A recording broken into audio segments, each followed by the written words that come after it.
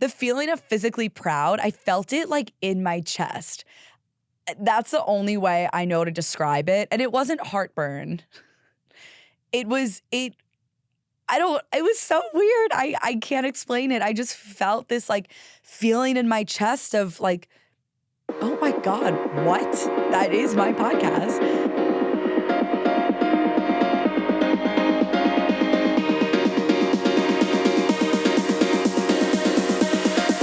Wait, it's not that deep.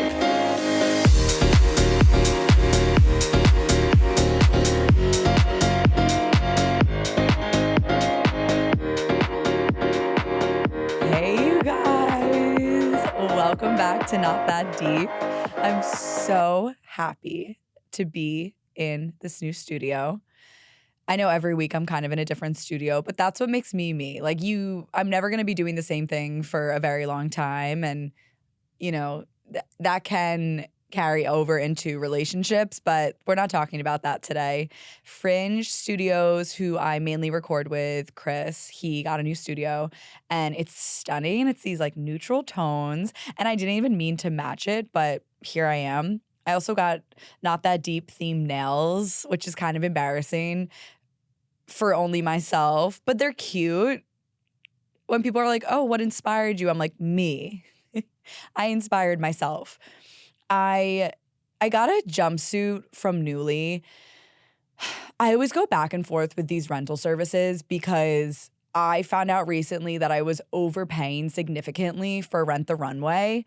And Rent the Runway, the second you bring up a certain rental service to somebody, they're going to fight you and say that another one is better. And that's just because people have passion. More passion, more energy. I found out that I was spending $190 a month for Rent the Runway.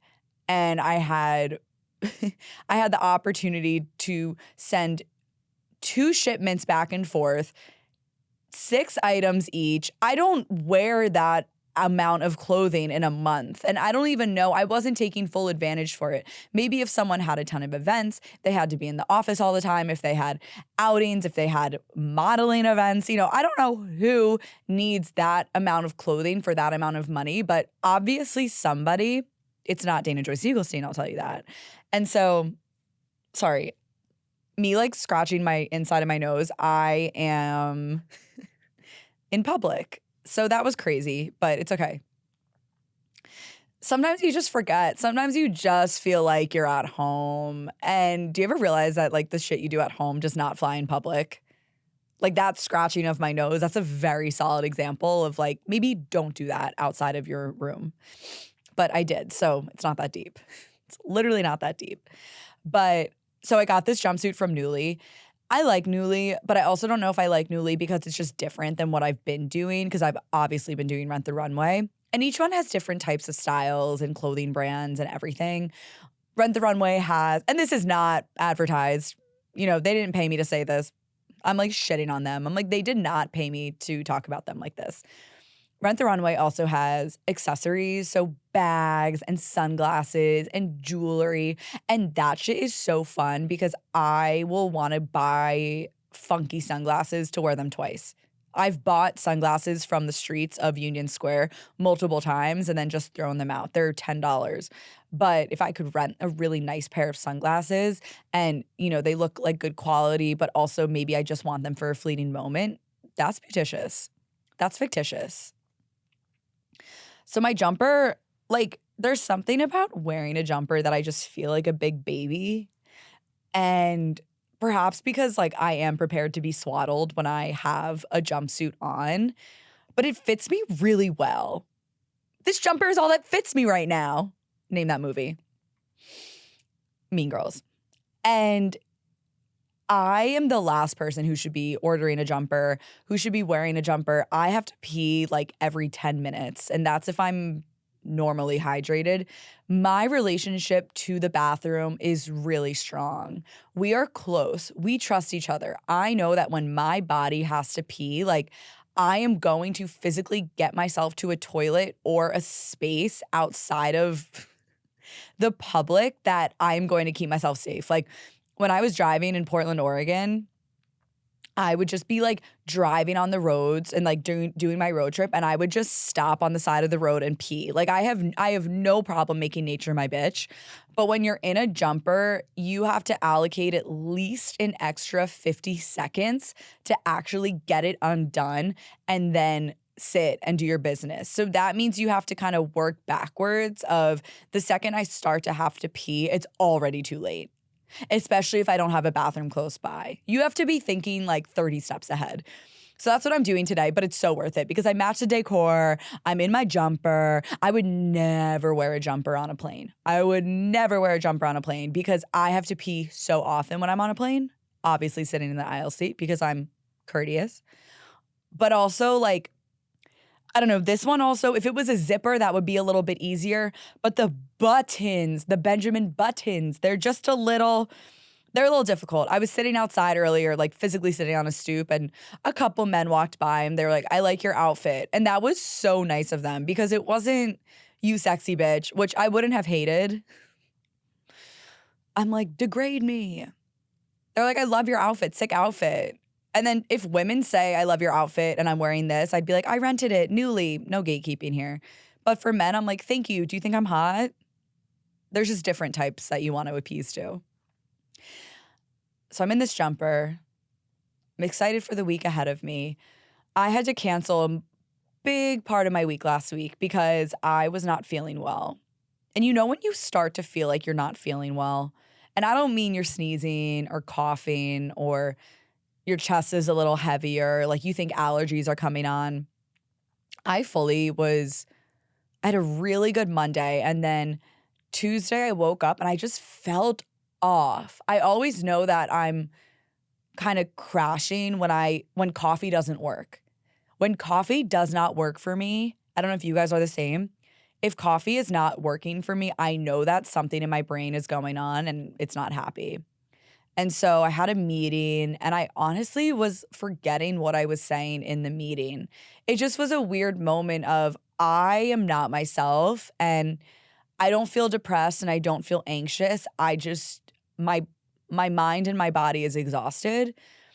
And that's something that not everyone has the grace to respond to. Not everyone is granted the ability that when they're starting to feel off, they can actually take off and listen to their body. And that's something that I'm super grateful for, is that I do have that. But like when I start feeling sick, I have the opportunity to stay home from work. I can sleep. I can do what I need to do. I can let my peers know, hey, I'm going to be offline for a couple hours. I'm exhausted. And I don't know. I think it's just, I'm really grateful for that, but I also recognize that it is such a privilege to be able to do that. Not everyone has that. And so if you are able to do that, just like give gratitude. I think it's really nice that you're able to give yourself a break. I don't have kids to take care of. I literally just have to take care of myself. And it was one of those moments of, okay, it's not that deep. And I clearly am needing to give my body rest. It's exhausted. So let's just do that and give in. So I did. I slept a lot and I had to unfortunately cancel a lot of plans. It was one of those weeks where I had a lot of plans that I was so excited for weeks leading up to it. I had a really cool podcast interview that I was going to do. I had a really cool outing with a friend that this group of people does this really cool concept for a dinner party where each person of the organizing tribe, they invite a random person. Not a random person, someone that they know, to come as a surprise guest. So it ends up being a dinner party for like 8 people. And we go out to dinner and we gab. And I was really looking forward to seeing these people. It had been planned for honestly a month, and that's far in advance. And I don't know, I felt bad canceling. And it's okay to feel bad canceling, but it's also okay to just be. It's not that big of a deal. You don't feel well. It's not like I was canceling. I don't really cancel plans because I don't want to do them. That's not really my mojo. I think if I'm committing something at this point in my life, I want to do it. And if I'm not, maybe give me an example and I'll explain why I did it. But typically I want to do the things that I am doing. I'm not being dragged against my will. But I don't know, I'll see TikToks or something where people are like, "Oh, it feels so good when people cancel plans." And I'm like, "What?" I don't know. I get excited for the things that I that I commit myself to, but okay. So yeah, I rested and then I kind of felt back to normal like Friday and Saturday, which was great. And yeah, we're rescheduling it. Life goes on. You can reschedule things. And I think just being kind to yourself and giving yourself that grace of, okay, sleep. Clearly your body is tired. Listen to it. Don't fight it. Because the more you fight it, the more it's going to fight back. And this bitch knows how to fight. If I was to fight someone, it would be in a jumper because I would be able to like hoist myself up. It's like a singlet.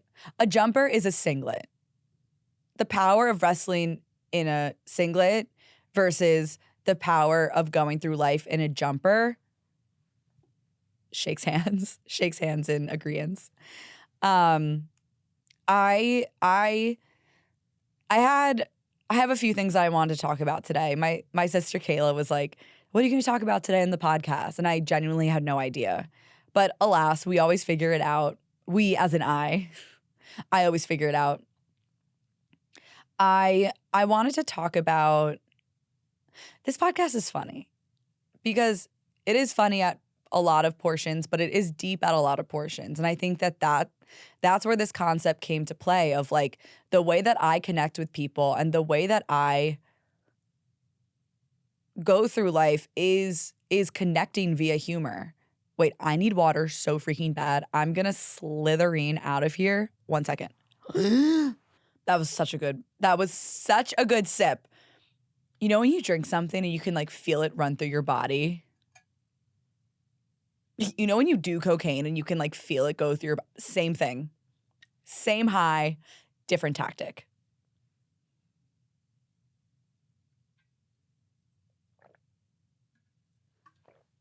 Okay, we're so back.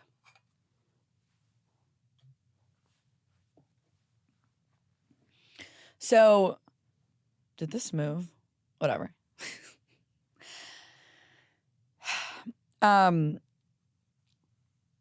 This podcast is so important to me for so many different reasons. It's an outlet, it's a connector, it's a humor device, it's everything. And I haven't wavered from feeling that, and I feel so excited every time I get to record and every time I get to meet someone and tell them about my podcast or ask someone to be on it. Like it really just gives me a sense of pride.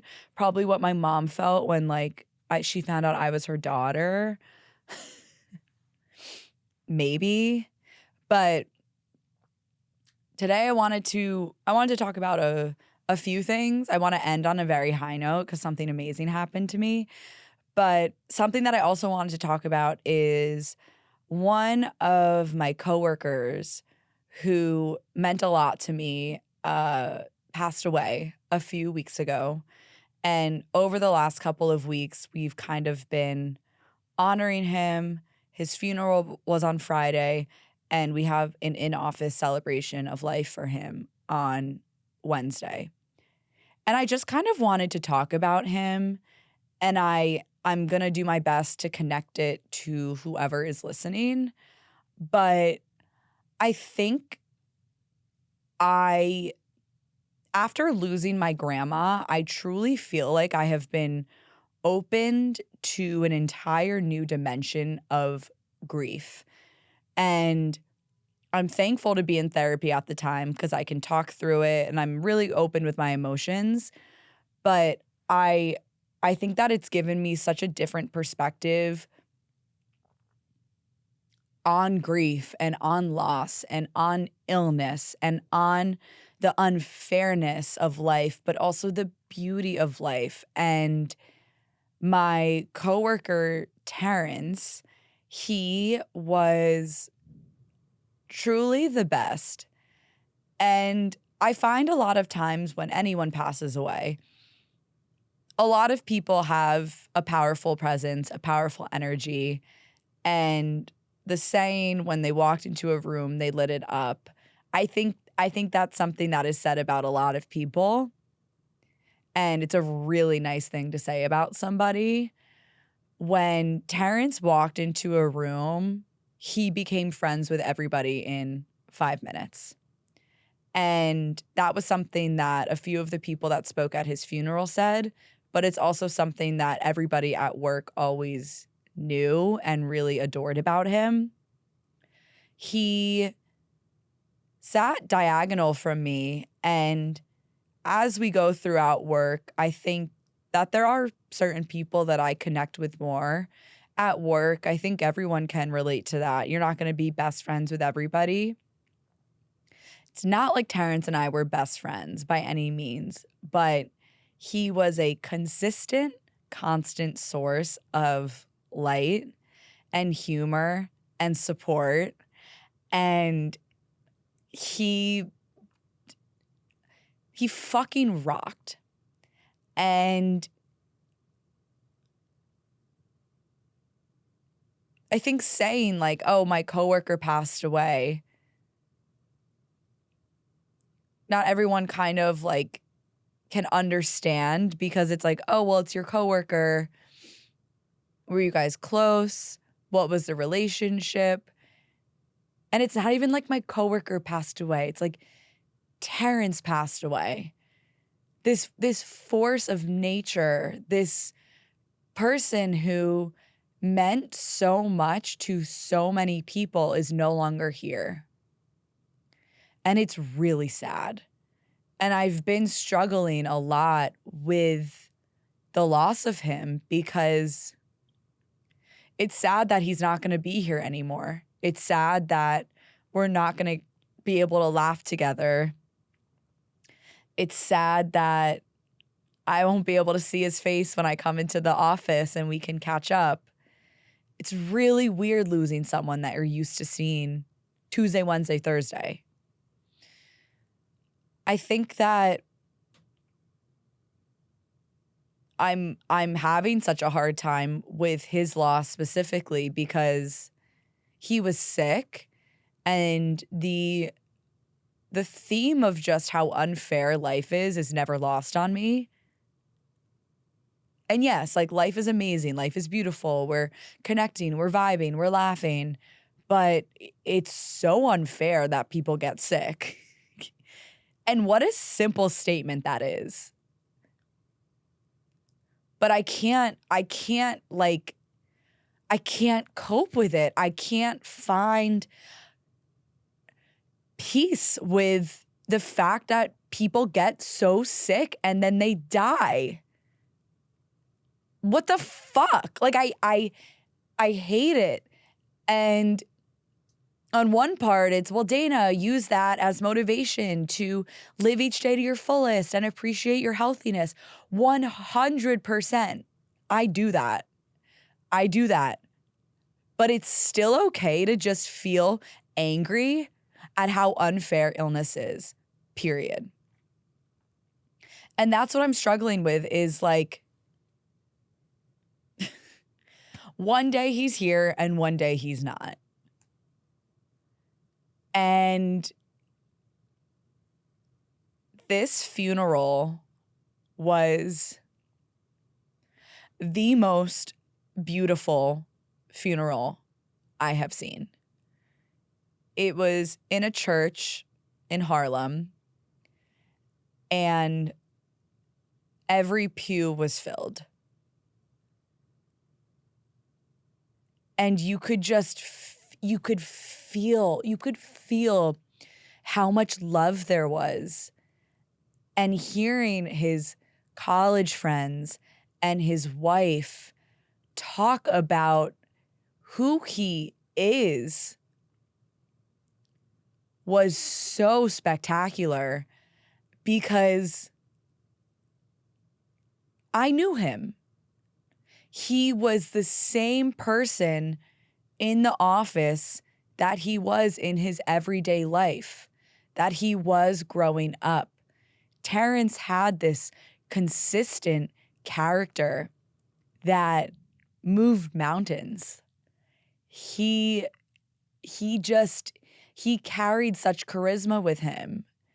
And hearing how important he was to so many people for so long in their life, it made me feel so lucky that I got to know him for the short amount of time that I did.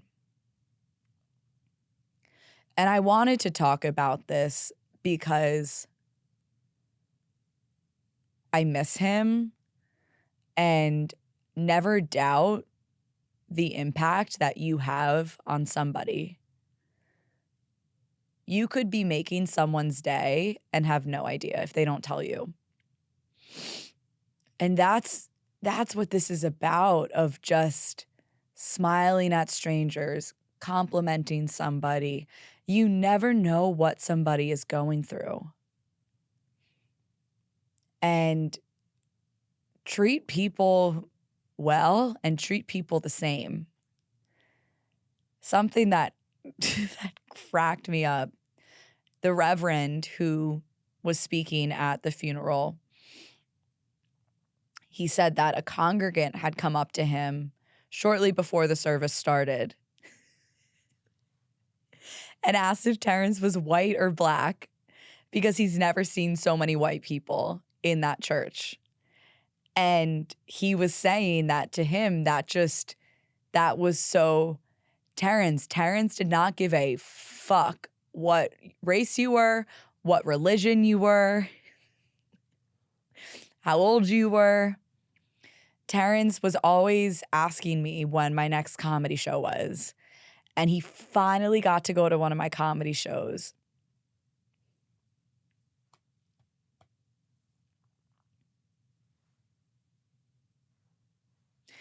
And he came with, oh my God.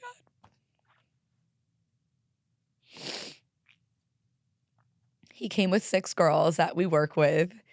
The only guy, he loved it. He got picked on so often throughout the night because he's the only guy with this group of girls. He's having so much fun.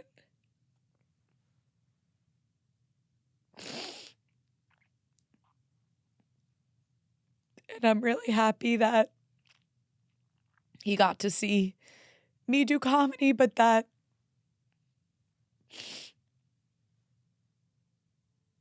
I could feel his support and I could feel his warmth. And he never let anyone doubt that he was there for them. Oh my gosh.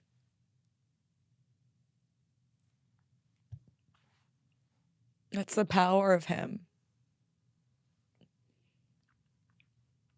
Yeah, I'm glad I talked about him because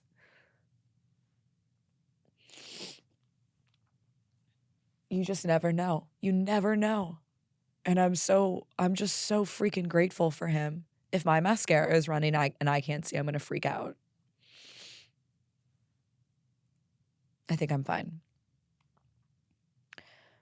So with that, I want to continue to talk about something really cool that happened to me and continue to ride these little moments of highs and embrace the lows, because you literally cannot have the highs without the lows. And that's not to say when there's a high, you think, oh my God, now there's going to be a low. That's just life. That's just a woman's like phase of hormones also. Like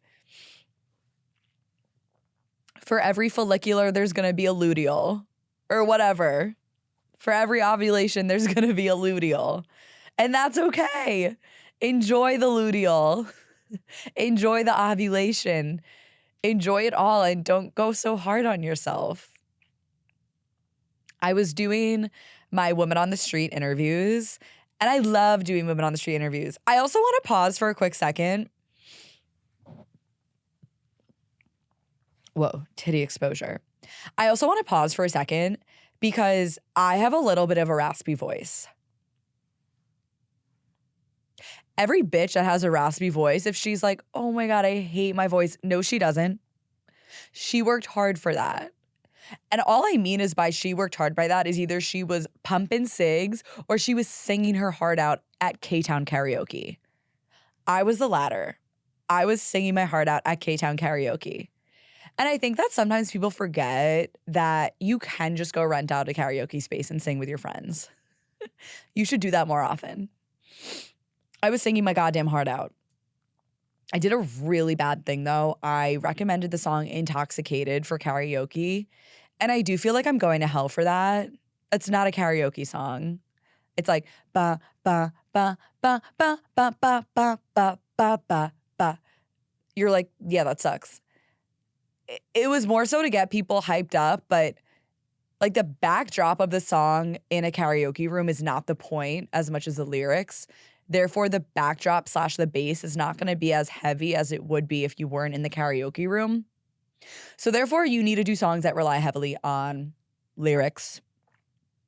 So also there were like 2 microphones. You could duet or like do 2 at once. It was so fun. But yeah, like I have a raspy voice and I'm not mad about it. I'm gonna go to karaoke again tonight so that I can keep it for the week. It's like a spray tan. I want to keep this going as long as possible.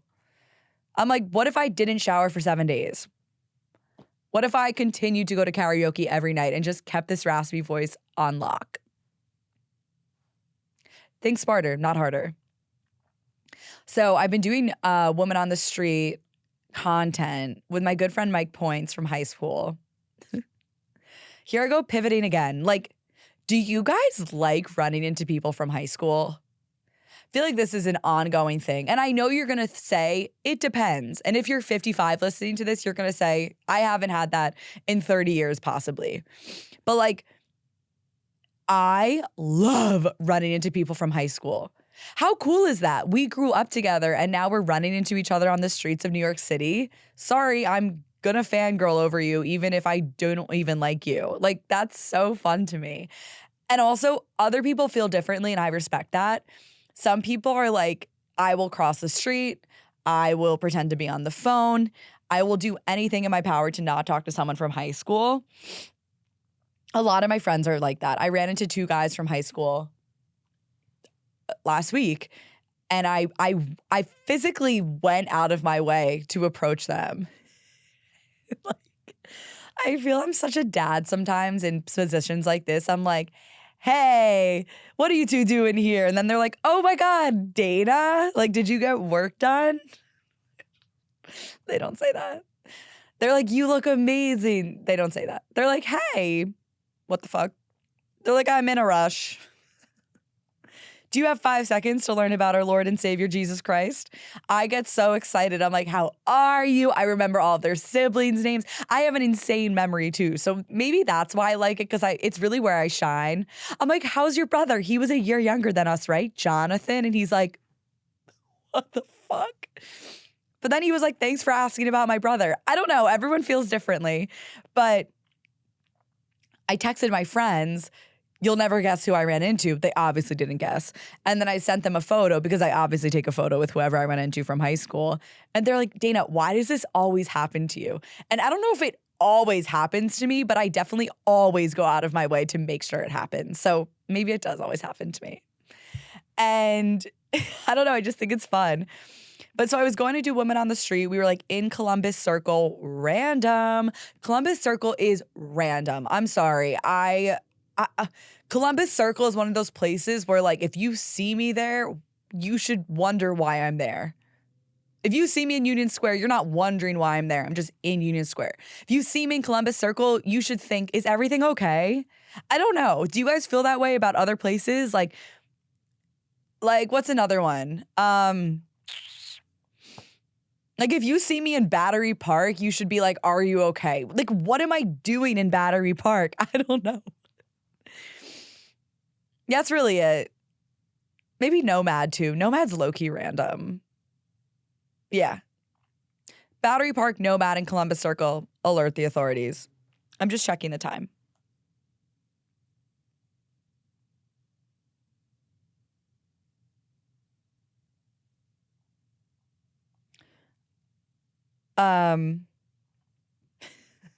Sorry. I get distracted. Like, people are so funny over text. people are funny in general. My friends are hysterical. But sometimes over text, like they just hit different. And I'm like, that was funny. And when I think something's funny, I don't ha-ha it. I respond, ha, with like 30 ha-has.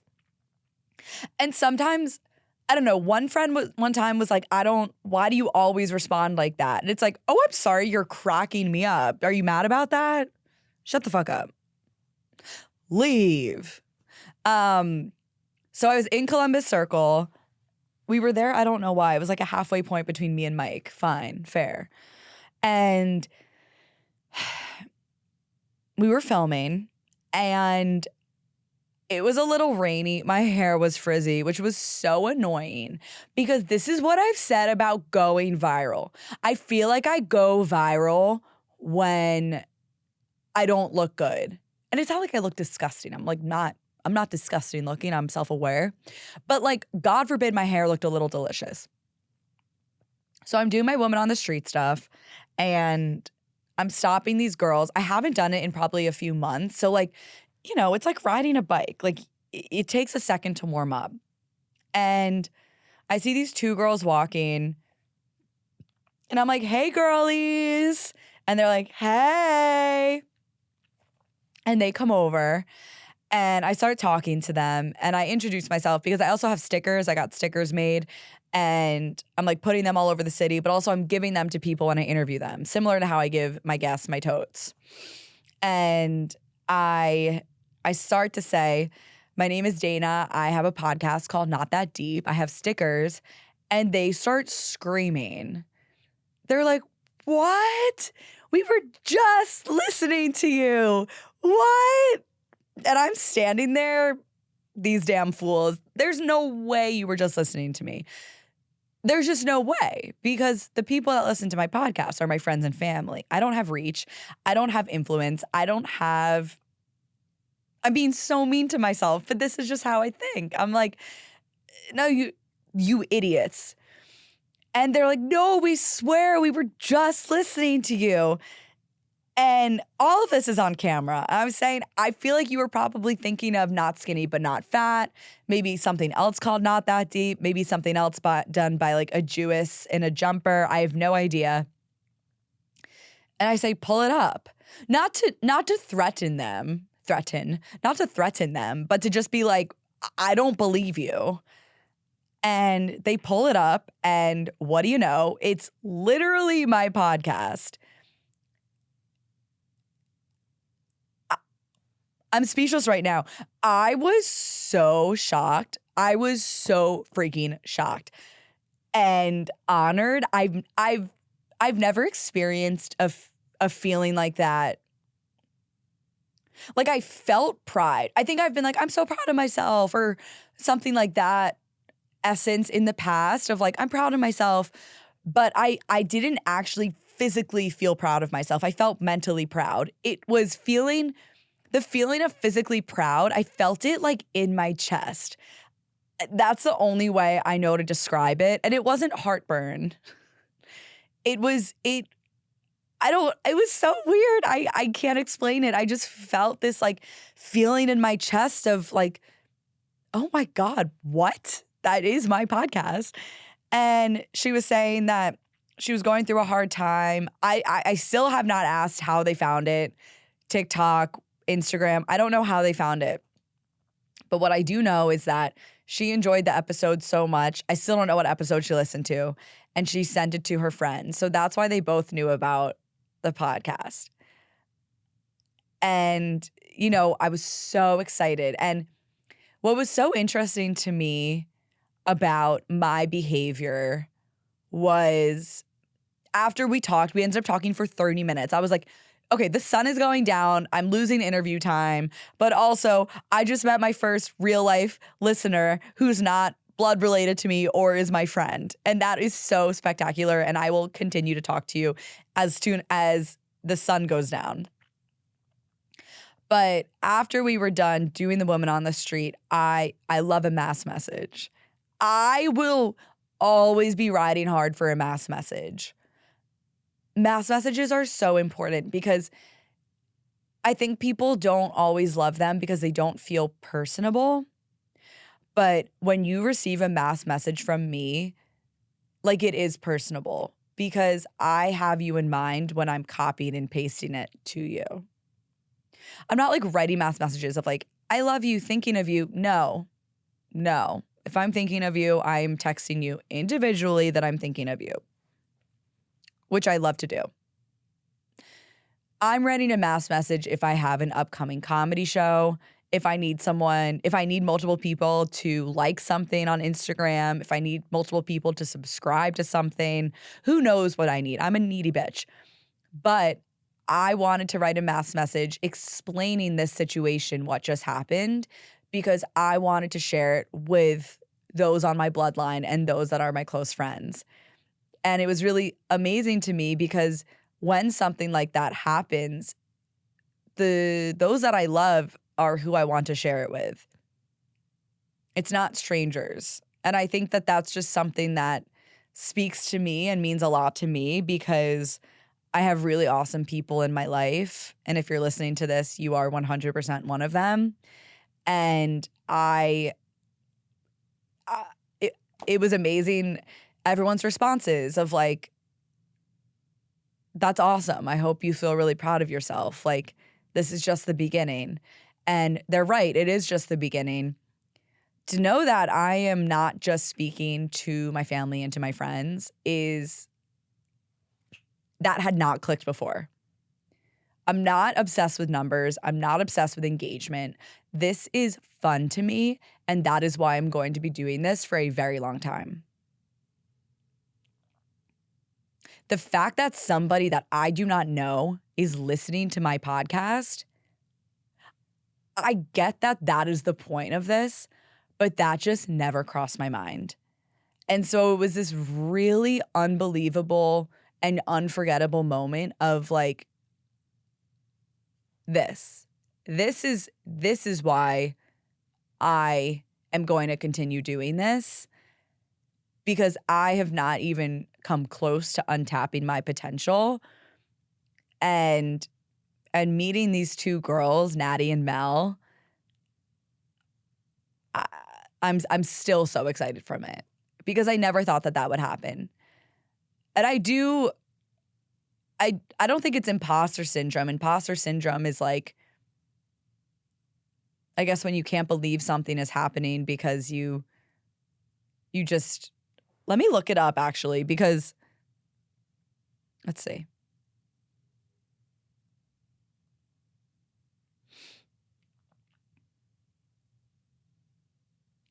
Oh, that's cool. Okay. It's a sorry, there was like a graphic. I love a graphic. A psychological experience that causes people to doubt their skills and successes. Is that just being a woman? I definitely, it's not that I was doubting it. I just didn't even see outside of like that other people are listening. So whoever is listening, I am so freaking grateful for you. And thank you for allowing me to have the space and the platform that I do to be able to do this and make people laugh and connect with people. And what I want to leave you with for the rest of this week is go easy on yourself, listen to your body, compliment a stranger, smile at somebody, just try it. I promise you they will smile back. And if they don't, they're going to remember that you smiled at them. And most importantly, remember that it's not that deep. And thank you so much for listening and have a great day.